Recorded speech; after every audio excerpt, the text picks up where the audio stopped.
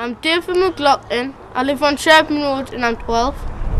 In summer we come down, catch butterflies, and we take them back up, put them in a big hutch thing. Yeah. And then a couple of hours later, we open it and then about loads of them all come out. We get African swallows that make nests. In 2005, 11-year-old David Glockman, Glocky to his friends, told us what his dreams were for the countryside around his home on the Sherburn Road housing estate in Durham City. Like many Durham City young people who live on the estate or the surrounding pit villages, he saw himself as much a country lad as a town dweller, with the countryside as his backyard. So it is good, but it would be better if there was more in it. The Durham Visioning grew out of a scheme that we'd done throughout the 90s called the Heart of the City, which was really about what we did with the third civic space in Durham. There was the original bit of Durham, which was around the castle and the cathedral. Then there was the marketplace, which is the medieval bit of Durham. And we wanted to create a 21st century space in Durham. And it was around that and around a lot of dilapidated and sites which had deteriorated appreciably over really 20, 30, 40 years that we looked at what we might do. We created a theatre, a library and a civic space. Below that we then looked at reintroducing housing into the city centre and creating, if you like, a cultural village below the theatre and in support of it. But at the end of that process there was still unfinished business really. John Jennings was Executive Director for Environmental Services at Durham City Council. Until 2005, in his capacity he was responsible for several award-winning schemes for the regeneration of the city of Durham, including the Durham Visioning project that begun in 2003. This focused on producing an integrated package of initiatives through a unique consultation process devised by Cornerstone Strategies to raise the performance of Durham as a driver of the regional economy. It had attracted huge amounts of investment. It's estimated somewhere in the region of about 300 to 350 million pounds of inward investment and about 750 jobs. But there were still areas in Durham which we needed to look at. And there were a few like-minded individuals who sat down and said, what is it about Durham? What do we need to do to make Durham, to enable Durham to capitalise on its unique attributes? And we felt it needed a broader vision than sort of the normal city-centred redevelopments which were rife at the turn of the century. We wanted to capitalise on, as I say, Durham's unique attributes, and we wanted to do something which enabled Durham to become an economic driver for the North East.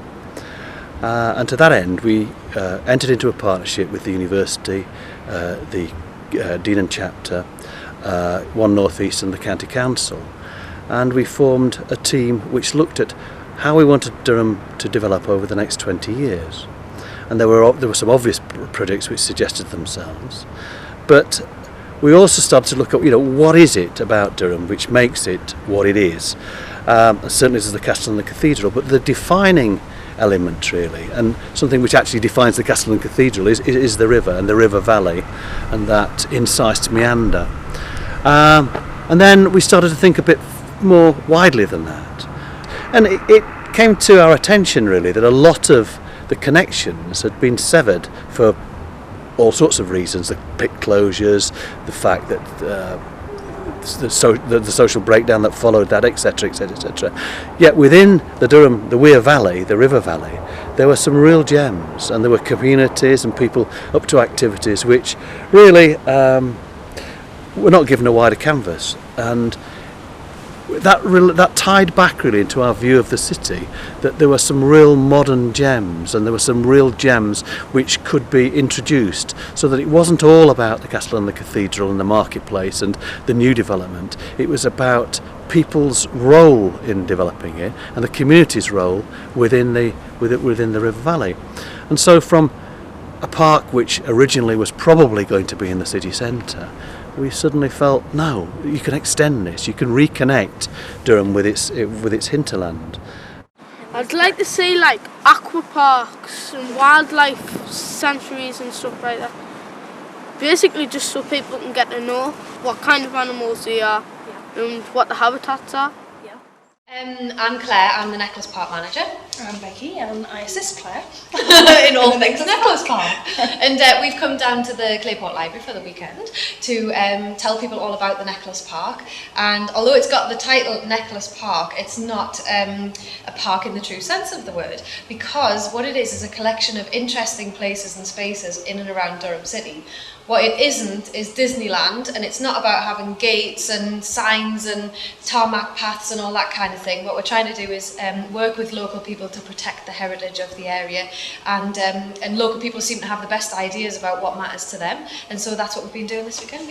It's been hugely successful. Yeah, wonderfully successful. Yeah, it's all about increasing local people's access to information and also to the real parks themselves. So. Hi, I'm Jeff Pratt.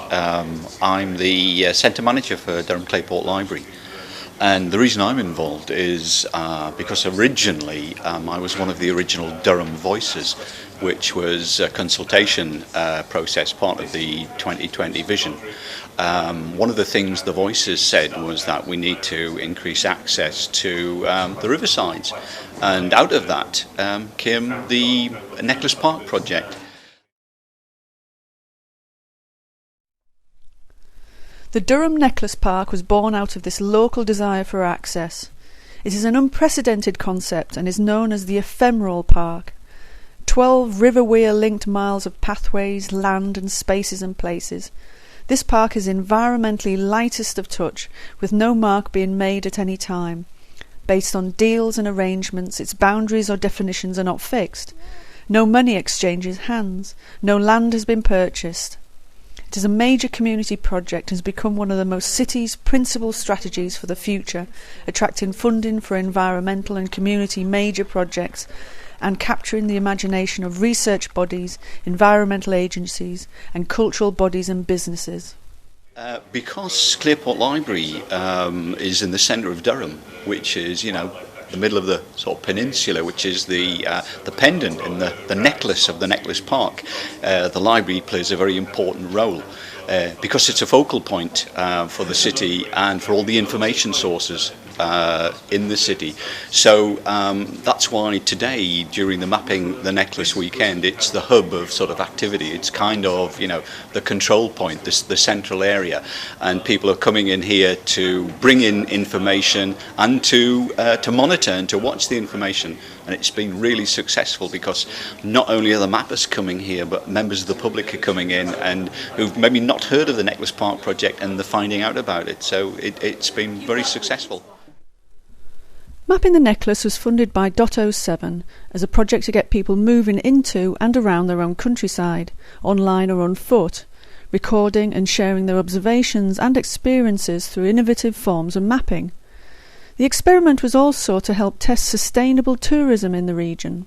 No marks, no emissions, no cost. Return as often as you want, online or on foot. The mapping event is, we're working with Designs of the Time 07, which is a nationally significant design council project that is being hosted by the North East of England, and we have a project as part of that called Mapping the Necklace. Yeah. And so what we're asking people to do is to bring us their thoughts, their memories, their special places and special things to do, and to share them with us and let us know all about them. So if you know like a really good hill to go roly-polying on and you can tell somebody else about it, chances are they would like to go and roly-poly there too. Yep. Favourite dog walks, favourite walks with the parents-in-law, I think was one of them. Alright. Picnics, railway heritage, I think. Mapping teams range from parkour free runners and rap singers to wild food enthusiasts, play hikers, comic book creators, disorienteering volunteers and sensory mappers and access researchers, and many, many more. The aim was to map the Necklace Park through an activity, sport, trail, art, theory or installation, and create through this an experience and a map that could be shared with others. There's a lot of things going on where we've got some very high-tech equipment here at the moment, which has been loaned to us by the University of Durham, the School of Engineering. One of their professors, Professor Alan Purvis, he's developing some of the very latest tracking technologies, and we've actually got a couple of these trackers on loan, and some of our mapping teams are taking the trackers out around the city, and we're able to monitor them in real time. So we have a website which is being displayed and projected all around the library, and people are able to look on the website and actually follow where people are walking around the city in real time. I'm Alan Purvis. I work at the University of Durham in the engineering department, and my speciality is wireless technology and signal processing. We're using some high technology mapping strategies to give you pinpoint data of people that are mapping the necklace today. We have some tracking boxes, and this is one of the more powerful units, and there's a more portable unit here. These are essentially navigational satellite GPS systems, with the difference that they're reporting back their position automatically over the telephone networks, the wireless telephone networks. That's right. If they're exploring footpaths or doing surveys of the bird life or wildlife there, then they don't have to keep a note of their position. The automatic services will log their position and relay the data back here to the library. I've taken these trackers around the world. The interesting thing is that those people that might remember the movie Goldfinger, the James Bond 007 picture, might remember that he had such a tracker. And it was a tiny gadget that was in his car, the Aston Martin, with the screen on. And it's taken that was back in the mid-60s, so it's taken us 40 years to actually catch up with where James Bond was then. Many of the mapping teams came from otherwise marginalised local groups, including those with physical or learning disabilities, and those from low-income groups, from groups of young people with no public voice, and those with no access to transportation or any obvious tools with which to map. Commitment to the mapping project was particularly strong in these groups. Their outcomes range from thought-provoking to stunning, proving that creativity has no barriers when normal rules are broken. This weekend I've been doing a lot of taking the photographs, making sure they're digitized, making them into slideshows, putting them onto laptops, getting them projected. Lots of different things need to cooperate. I'm trying to think of the concept popularized by a French theoretician about getting the assembly of things to work together. And every little thing, every bit of technology has to be willing to cooperate. And in order to make a big project come off, all of the parts have to decide that they want to work together. And sometimes you have to have a facilitator that kind of nudges them along. And now that I've figured out how to nudge various things along, I'd be happy to do it again. Mapping the Necklace attracted a number of outside architects, artists, designers, musicians, photographers, teachers and broadcasters who volunteered to work with local groups to realise their maps. Some of these creatives went further and created one-off pieces of art, film or narrative that mapped their own experiences of working on mapping the necklace. My name's Simon Cavell. I got involved in mapping the necklace through Susan Williamson, and I've chosen colour because I have a particular interest in colour and colour mapping, and I'm abstracting a lot of the maps that have already been done into a colour. I'm actually using existing maps. At the moment I'm working on existing maps using their work and working their work into this kind of colour overlay. And I'm producing a set of kind of very abstracted colour combinations that will then fade through, looking at the same aerial map, but how different people have been looking at it in different ways, right the way back to 1625, the map of Durham then. My name's Mike Kleiber, and I've been invited to do a GPS mapping of the footpaths that are acceptable for wheelchairs. And we've had a somewhat tortuous route to get here. The paths are obviously ancient. The surfaces are in between good and poor, but never very bad. So it wouldn't be advisable for anyone in a wheelchair to try and do this on their own. Well, not this route anyway. But with some able assistance, it's quite possible. And along the walk, I find it very pleasant. Along the route, it's very pleasant. There's not much traffic noise. There's quite a few people along there, but the boats on the river, the bird song, and just being out in the nature, it's real nature. And the wild garlic is really something to see. Don't you think? Even like when you bus, people's like friendly saying hi to you. Yeah. That's something. Yeah. I wouldn't attempt this personally on my own, as I've said. I would need a good mate with me. So we're out walking through Durham along the riverbanks, and seeing what it was like for people with a visual impairment walking in Durham. I tend to stick to familiar routes that I know I can find my way around. I think something positive will come out of it. I certainly hope it does. But maybe somebody will listen. Somebody from the county council will listen and try and make Durham a bit more accessible to visually impaired people. Because I know there's a lot of them don't like coming into Durham. So I think I've certainly enjoyed it, and I'd certainly be willing to help in any way I could again. And we started off with this project and by this company called Investing in Children, and we're looking for spaces for shelters along the Necklace Park, just for young people to hang out but they're supposed to be mobile shelters, so you can move them, not permanent. We've been working on it since about May last year. We met with this architect person called Ian McChesney, and he showed us his ideas of not shelters but just loads of different ideas. And today we've just been looking about our mapping idea, because we're going to do it on the computer, where you hover over it and all of our pictures pop up. We've just been talking to Susan, because she's been her and Beth have been with us all the way. They've got in touch with their artists and things for us, but because they're the ones it's all our own ideas, but they helping us, but they're not telling us what to do or anything.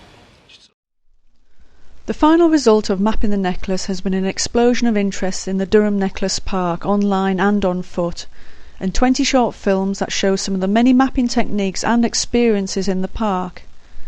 Mappers continue to arrive, and the Durham Necklace Park team has co-opted many into helping build the Necklace Park into a community-driven, low-impact success Durham City needs as part of its major process of regeneration. We thought we knew what we were in for, and there was a lot more to the desire of Durham people to get mapping than we thought there ever have been. So it's really up the ante. A lot of the mapping strands that we knew were going to happen have been added to. A lot of the ideas we had for people doing instant mapping have been added to as well. So people have been working towards this for a long time. And the event continues after this, when we quantify, qualify, digitize people's maps. After that, we make it all into short interactive films, which will be shown in Newcastle in October. So there's a whole series of processes involved with, at their heart, what people actually want to map.